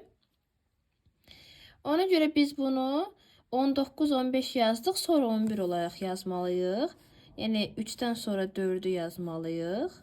Sonra 2'ni yazmalıyıq. Çünki 2 dedik cənubi yarımkürəsində yerləşən məntəqədə 7 saat gündüz olur 22 iyunda. 4 isə 11 saat. Yəni 4'də gündüzün uzunluğu daha çoxdur. Ona görə 7'dən şimalda olacaq. 5'də isə 22 iyunda 6 saat gündüz olur. 22 dekabrda 18 saat gündüz olur. Deməli ən cənubda yerləşən məntəqədə budur. Beləcə biz gündüzün uzunluqlarının dəyişməsinə əsasən məntəqələri şimalda cənuba doğru sıraladıq. Deməli 22 iyunda gündüzün uzunluğu ən çox olan ən şimaldadır. 22 dekabrda gündüzün uzunluğu ən çox olan daha cənubdadır. Ona görə burada olacaq 3, sonra 1, 19 sonra 15, sonra 11, sonra 7 saat 2, sonra da 6 saat 5. 3, 1, 4, 2, 5 C variantı. 21 mart tarixində Dubay və Montevideo şəhərlərində günorta vaxtı cisimlərin kölgəsi müvafiq olaraq hansı istiqamətlərə düşər? Dubay yerləşir 25 şimal enliyində. Montevideo 35 cənub enliyində. 21 martda da günəş sıfırda zenitdədir. Yəni Günəş burdadır. Tutaq ki, Günəş burada zenitdədir. Kölgə hara düşər? 25 şimal enliyinə Günəş hardan düşəcək? Cənubdan düşəcək də. Günəş sıfırda zenitdədir. Məntəqə 25 şimal enliyindədirsə, deməli burada Günəş cənubdan düşür. Sıfırdan 20'e cənubdan düşürsə, kölgə şimalda olacaq burada. Kölgə şimalda olacaq. 35 cənub enliyinə isə Günəş şimaldan düşəcəkdir. Günəş sıfırdadır, məntəqə 35 cənubdadır. 35 cənub enliyinə Günəş şimaldan düşsə, kölgə olacaq cənubda. Yəni burada olacaq şimal və cənub B variantı. 22 dekabr gününə aid olan gecə və gündüzün uzunluğu diaqramının xəritə sxemində hansı məntəqə uyğun gəldiyini müəyyən edin. 22 dekabrda qış gündürmüdür. Günəş cənub yarımkürəsindədir. Cənub tropikində zenitdədir. Gündüzün uzunluğu daha çoxdursa, deməli bu məntəqə cənub yarımkürəsində yerləşən bir məntəqə olmalıdır ki, gündüzün uzunluğu çoxdur, gecənin uzunluğu azdır. Və biz burada baxanda 5 cənub yarımkürəsində yerləşən məntəqə olduğuna görə onu götürürük. 59'da E variantı. 60'a keçdik. Sxema əsasən 22 dekabr tarixində hansı məntəqələrdə gündüzün uzunluğunun 12 saatdan çox olduğunu müəyyən edir. 22 dekabrda Günəş cənub yarımkürəsindədir, cənub tropik üzərində zenitdədir. Ekvatorda 12 saat 12 saatdır. 12 saat gündüz, 12 saat gecə. Ekvatordan cənuba doğru isə gündüzün uzunluğu çoxalır. Və 12 saatdan çox harda olacaq? D və 7 olacaq. A variantı. 61. Yer kürəsi orbit müstəvisinə 65 meyilli olsaydı, tropik işıqlanma qurşağının şimal sərhəddi ilə şimal qütb işıqlanma qurşağının cənub sərhəddi arasındakı ən qısa məsafə 1/20 milyon miqyaslı xəritədə nə qədər olardı? Gəlin bunu işləyək.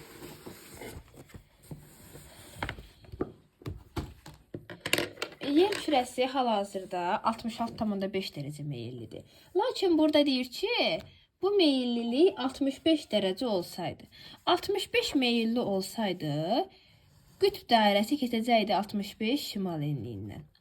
O zaman tropik hardan keçərdi? 90'dan 65'i çıxırıq. Alıram ki, o zaman 25 şimal enliyi də olacaqdı şimal tropiki. Bu şimal tropiki olacaqdı. Bu da şimal qütb dairəsi olacaqdı. Bunu müəyyən etdik. Bizə deyir ki, tropik işıqlanma qurşağının şimal sərhəddi 25 şimal enliyi, cənub sərhədi isə ekvator ilə 0'dır. 25 dərəcə cənub enliyi də olacaqdı cənub tropiki. Deməli bu məntəqə olacaqdı tropik işıqlanma qurşağı. Cənub sərhədi 25 cənub enliyi, şimal sərhədi 25 şimal enliyi olacaqdı. Bunu tapdıq. Bu enlik ilə şimal qütb işıqlanma qurşağının cənub sərhədi. Şimal qütb işıqlanma qurşağı da 65 ilə 90 şimal enliyi arasında olacaqdı.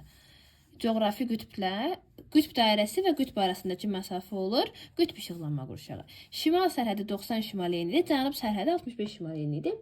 Və şimal qütb işıqlanma qurşağının cənub sərhədi 65 şimal enliyi arasındakı ən qısa məsafə. 65 şimalla 25 şimal enliyi arasındakı ən qısa məsafəni istəyir. Dərəcə fərqini tapaq. 40 dərəcə. Deməli bunun arasında 40 dərəcə fərq var. Neçə kilometrdir? Tapdım ki, burada 4440 kilometr var. Miqyas verilib 1/20 milyonluq miqyasda xəttdəki məsafəni istəyir. Xəttdəki məsafə bərabərdir həqiqi məsafə bölünsün miqyası. Həqiqi məsafə 4440'dır. Bunu miqyasa böləndə 1/20 milyon. Yəni bizim miqyasımız belədir. 1/20 milyon.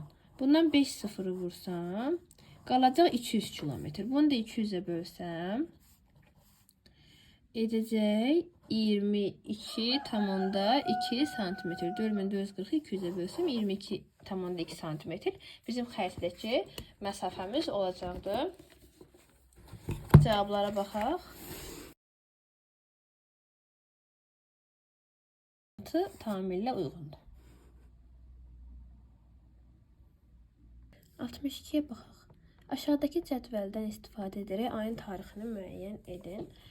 Deməli, paralellər verilib, 0-dan 90-a qədər paralellər verilib. Birinci hissədə gündüzün şimal yarımkürəsində gündüzün uzunluğudur. İkincisi cənub yarımkürəsində gündüzün uzunluğudur. Ekvatorda həmişə 12-12 olur. Yəni, buradan hər hansı bir nəticə əldə etmək olmaz. Digər enliklərə baxırıq. Deməli, 12 saat, 13, 14. Saatlar artır. Şimal yarımkürəsində gündüzün uzunluğu artır. Şimal qütbünə doğru. 70, 80, 90-da isə 24 saat gündüz olur. Deməli, qütb gündüzləri var şimal yarımkürəsində. Şimal yarımkürəsində qütb gündüzüdür. Cənub yarımkürəsində bunun əksidir. Gündüzün uzunluğu azalır. Cənub qütbündə qütb gecəsidir. Və hansı tarixdə şimal yarımkürəsində qütb gündüzləri baş verir? Yay gün dönümündə bu da uyğun gəlir 22 iyun tarixinə. 63-ə baxırıq. Verilmiş hadisələr 63-ə baxırıq. Verilmiş hadisələr hansı tarix üçün səciyyəvidir? Günəş cənub tropiki üzərində zenitdə olur. Günəş nə vaxt cənub tropiki üzərində zenitdə olur? Qış gün dönümündə 22 dekabrda. Şimal yarımkürəsində qış fəsli başlayır. Doğrudur, 22 dekabra aiddir. Şimal qütb dairəsində qütb gecəsi, cənub qütb dairəsində qütb gündüzüdür. Bəli, 22 dekabra uyğun gəlir. D variantı. 64. Sxemə əsasən göstərilən ərazilər üçün verilmiş fikirlərdən hansıları doğrudur? Deməli, 2 ayrı məntəqə verilib. Bir deyir, həqiqi sahələri bərabərdir. Bax, həqiqətən də bərabərdirmi bunların həqiqi sahələri?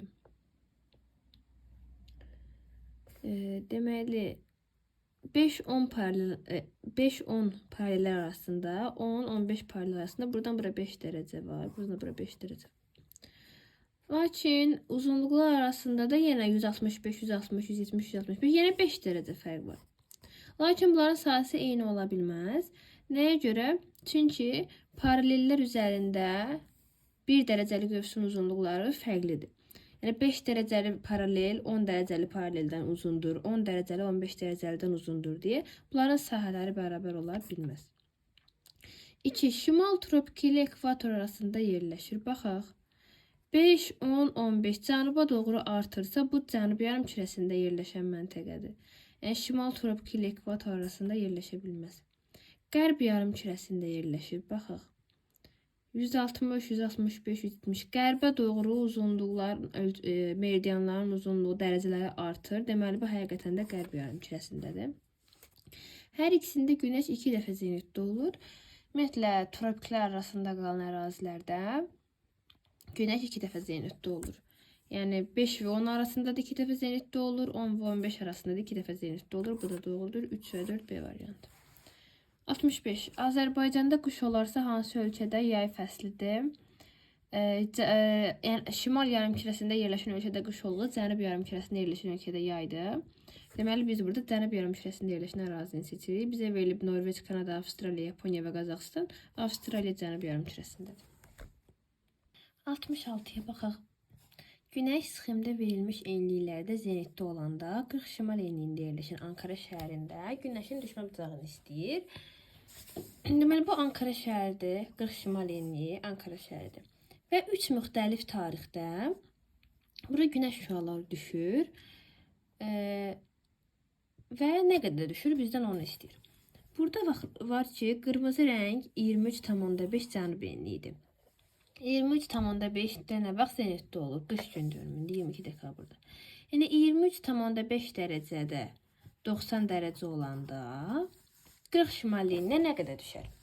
Yəni, bu formada hesablayıq ki, 23,5 cənub enliyinə 90 düşür, 40 şimala nə qədər düşər? Biri şimal enliyidir, biri cənub enliyidir. Fərqli yarımkür olduğuna görə biz toplayacağıq. Birinci 40-ın üstünə 23,5-i gələndə olur 63,5. Arada 63,5 fərq olacaq. Və buna görə də biz 90-dan 63,5-i çıxacağıq, tapacağıq ki, həmin vaxt Ankaraya nə qədər düşür? 90-dan çıxıram 63,5-i alıram 26,5.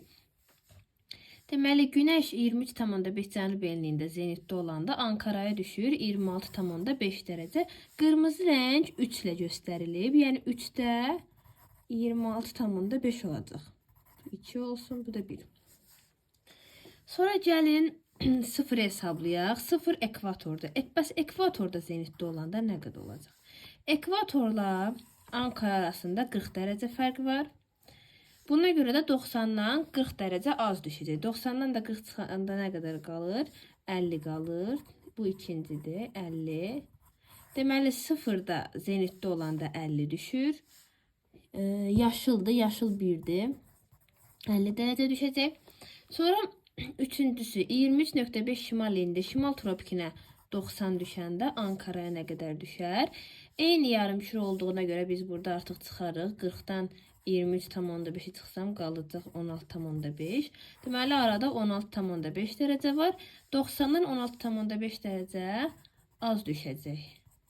O da eləyəcək 83,5 dərəcə. 2-də də mavi rəngdə 2-də də olacaq 83,5 dərəcə. Biz burada müəyyən etdik ki, ekvatorda günəş zenitdə olanda Ankaraya 50 dərəcə düşür.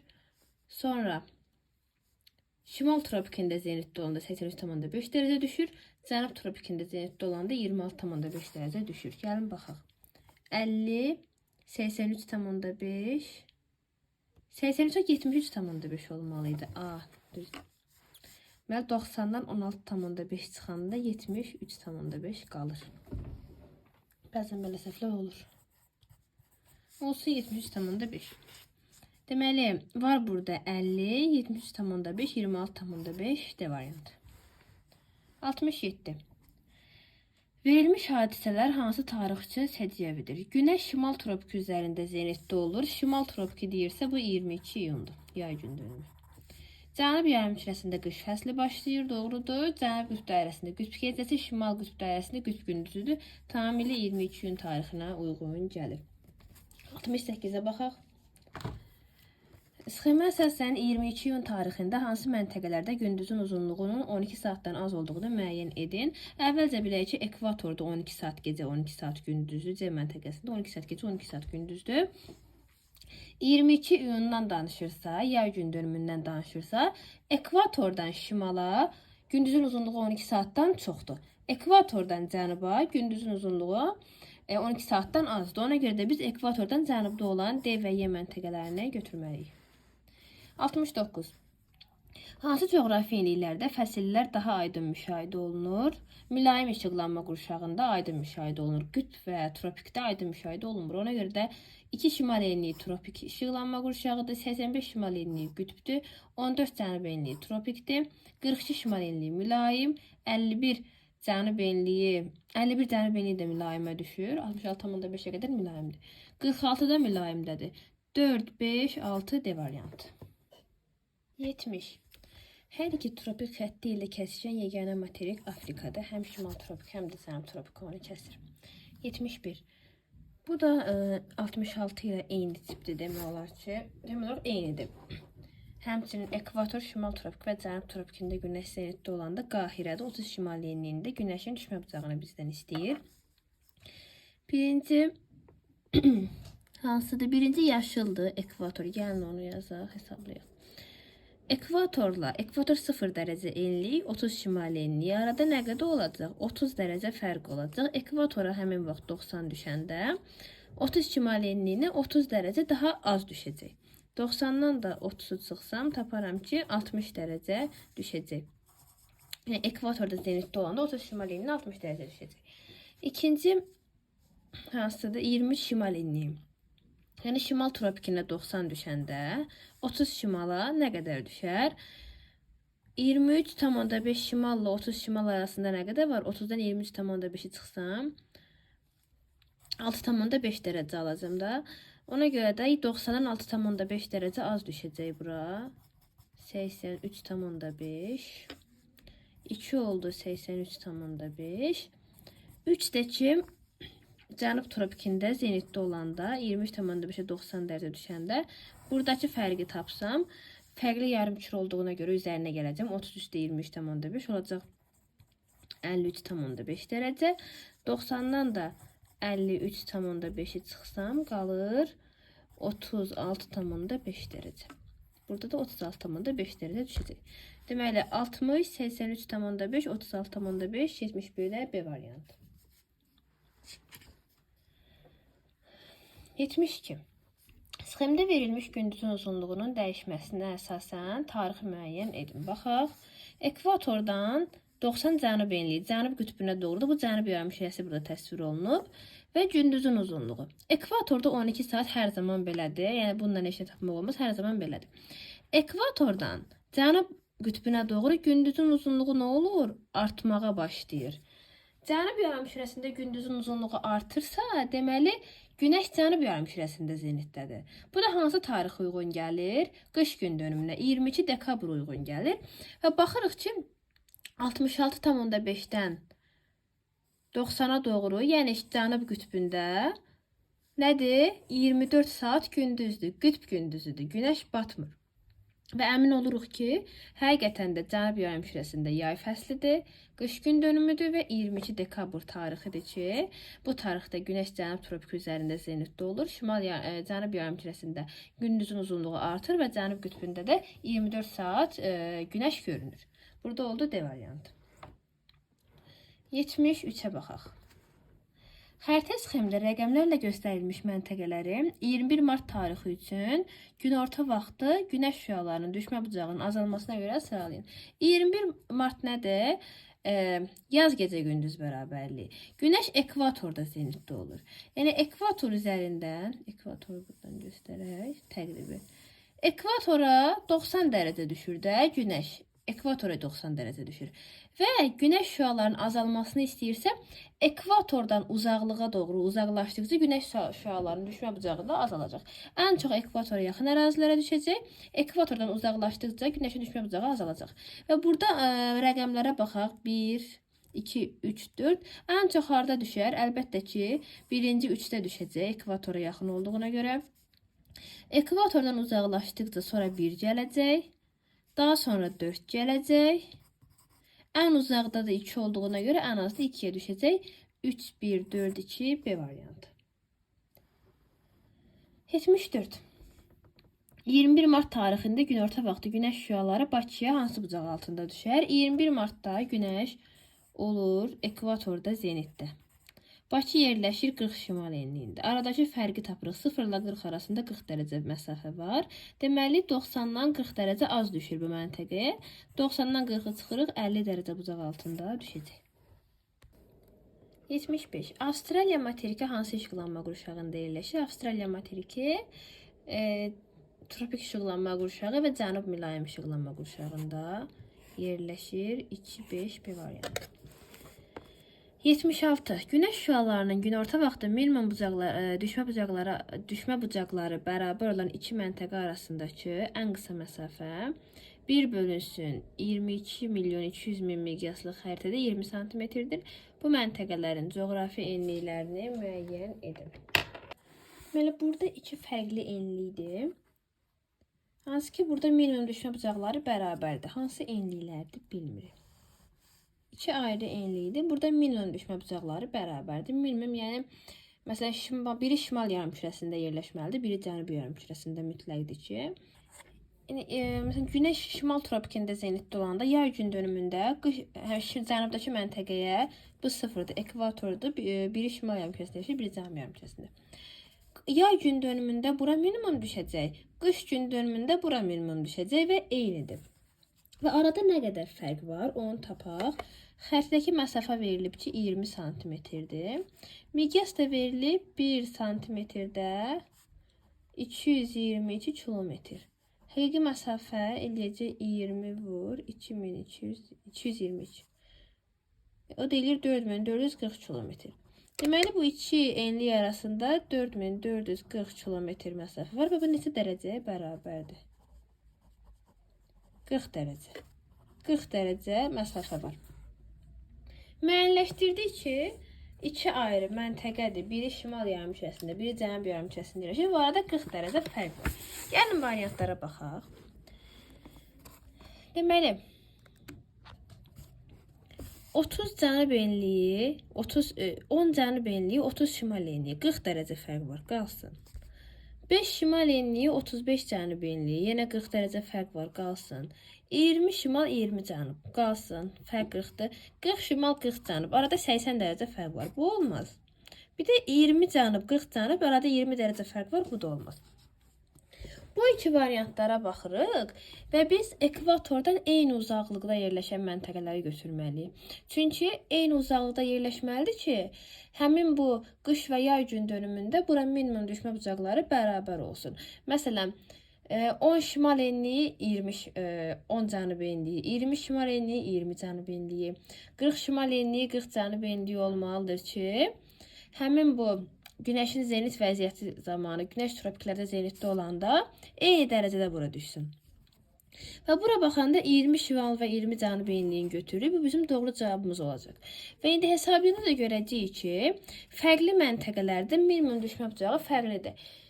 Əlbəttə ki, məsələn, Günəş 23,5 şimal enliyində zenitdə olanda 35 cənub enliyinə düşmə bucağı ilə, Günəşin düşmə bucağı ilə Günəşin 23,5 cənub enliyində zenitdə olarkən 5 şimala düşəcəyi dərəcə fərqli olacaq. Əlbəttə ki, fərqli enliklərdə düşmə bucağı eyni ola bilməz, fərqli olacaqdır. Lakin eyni dərəcə olduqda burada minimum düşmə bucaqları eyni olacaqdır. 22 iyunda 20 cənub enliyinə nə qədər düşürsə, 22 dekabrda da 20 şimala o qədər düşəcək. Ona görə C variantını götürürük. 77-yə baxaq. Şəkildə günəş şüalarının günün fərqli saatlarında A məntəqəsi budur, düşmə bucaqları göstərilib. Buna əsasən bu məntəqəyə şaquli bastırılmış dirəyin kölgəsinin günəşin hansı vəziyyətində daha uzun olduğunu müəyyən edin. Yəni bizə deyir ki, bu günəşin düşmə vaxtlarıdır. 1-dən 5-ə qədər fərqli saatlardır. Günəş düşür məntəqəsinə. Və deyir ki, hansı saatda düşərkən kölgə daha uzun olacaq. Biz bilməliyik ki, Günəş günorta vaxtı yuxarıda olanda, yəni tam A məntəqəsində duran müşahidəsinin başı üstündə olanda kölgə olmur. Günorta vaxtı kölgə olmur. Ona görə də kölgə günortadan ən uzaq olan vaxt daha uzun olacaq. Nə qədər bu günortadan uzaqda yerləşirsə, həmin saat, onda kölgənin uzunluğu daha çox olacaq. Və biz burada baxırıq ki, 5, 3, 2, 4-ə daha yaxındır, günorta vaxtına daha yaxındır. Lakin bir günortaya ən uzaq olan saatdır burada, səhərdir. Ona görə də birdə, bu vaxtı, bu zaman kölgə daha uzun olacaq. Ona görə biz burada 77-də A variantını götürməliyik. 78-ə baxaq. Xəritə sxemdə verilmiş məntəqələrdən hansında gecə və gündüzün uzunluğu il ərzində daha çox dəyişər. Az əvvəlki suallarda qeyd etmişdik ki, ekvatorda il boyu 12 saat gecə, 12 saat gündüzdür. Ekvator ətrafı ərazilərdə az dəyişir. Ekvatordan ən uzaqda yerləşərsə daha çoxdur. Yəni ümumiyyətlə ekvatordan uzaqlaşdıqca gecə və gündüzün uzunluqları arasındakı fərq daha çox dəyişir. Ona görə bizdə daha çox dəyişimi istəyirsə, biz ekvatordan ən uzaq olan məntəqəni götürməliyik. Burada 1, 2, 3, 4, 5 var. Ən uzaq ekvatordan 4 yerləşir. Ona görə də 4'ü götürürük.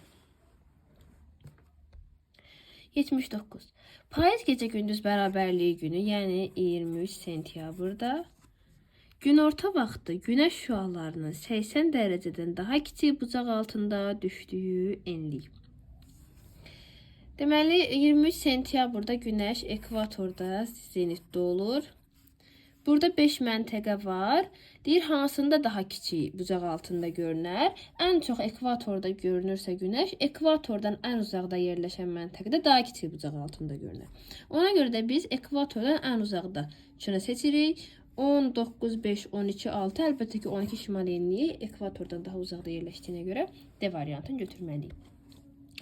Yaz gecə gündüz bərabərliyi günü hansı ölkədə payız fəslinin başlandığını müəyyən edin. Yaz gecə gündüz bərabərliyi günü 21 martda şimal yarımkürəsində yaz başlayır. Cənub yarımkürəsində payız başlayır və ona görə də biz burada Cənub yarımkürəsində yerləşən ölkəni götürməliyik. Rusiya, Türkiyə, İran, Hindistan, Avstraliya Cənub yarımkürəsində olduğuna görə onu götürürük. 81'e gəldik. A qrup test tapşırıqlarının son sualı. 23 sentyabrda şimal yarımkürəsində günəş şüalarının günorta vaxtı 40 dərəcə bucaqla düşdüyü məntəqə ilə Bakı arasındakı məsafəni tapaq. Deməli 23 sentyabrda günəş harda zenitdə olur? Deməli 23 sentyabrda günəş ekvator üzərində zenitdə olur. 0-a 90 dərəcə düşür. Sonra deyir ki, günorta vaxt şimal yarımkürəsində, söhbət şimal yarımkürəsindən gedir. Günəş şüalarının 40 bucaq altında düşdüyü məntəqə. Bir dənə məntəqə var. Günəş bura 40 bucaq altında düşür. Aradakı fərqləşən enliyi tapıram. 90-dan 40 çıxdım, qaldı 50 dərəcə fərq var. Deməli, burada da 50 dərəcə olmalıdır. 0-ın üstünə 50 gələndə tapıram 50 şimal enliyi. Bu 50 şimal enliyi ilə Bakı arasındakı məsafə. Bakı hardadır? Bakı 40 şimal enliyidir. 50 və 40 arasındakı məsafə 10 dərəcə eləyir. 50 və 40-ın fərqi 10 dərəcə edir. 10 dərəcədə 111-ə vurdum. Alıram 1110 kilometr. Deməli, bu məntəqə ilə Bakı arasında nə qədər fərq var? 1110 kilometr D variantı.